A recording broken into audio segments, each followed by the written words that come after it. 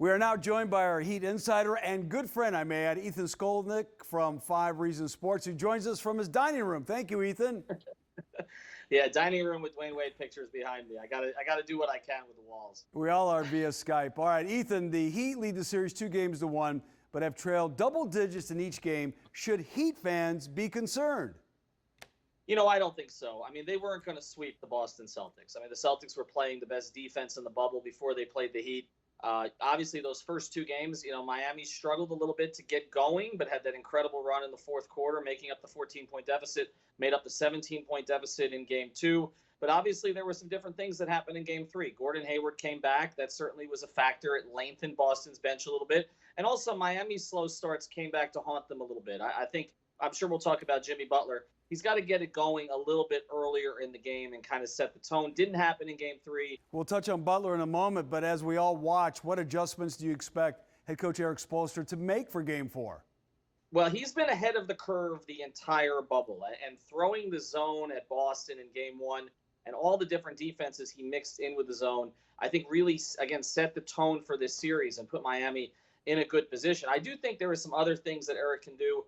One might be shortening his rotation a little bit. Kendrick not only played 4 minutes in the last game, but he's really, really struggled in the bubble. I think Derrick Jones Jr. has been a better fit for this particular series. I also wouldn't be stunned if by the end of the series you see Myers Leonard for a few minutes just to allow Bam Adebayo to play the 4 a little bit. You mentioned Butler. Jimmy had 14 points in Game 2, 17 in Game 3. Can the Heat win with Butler playing this passive?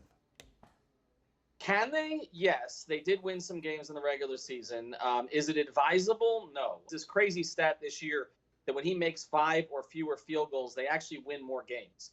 He doesn't necessarily need to score, but he needs to be aggressive. He was not aggressive in Game 3 from the very beginning. And I think when his teammates see that, then they feed off that in a negative direction. I know he's been dealing with a nagging toe injury that has not been kind of publicized.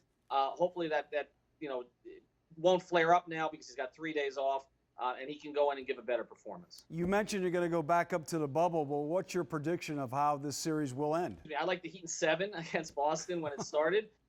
There's nothing that has changed my mind about that. I thought that there would be ebbs and flows of this series. I did not think the Heat matched up as well with Boston as they did with the Bucks. I picked them to beat the Bucks in 6 games. They actually got it done in 5.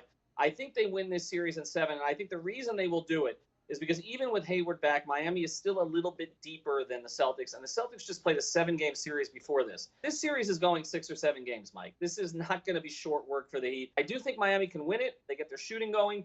I like them in 7. Not going to be easy. All right, so I'm going to write this down. Heat in 7, so it's a good thing you're going back up to the bubble. Thank you, Ethan. Stay safe. Thank you, Mike. Appreciate it. You too.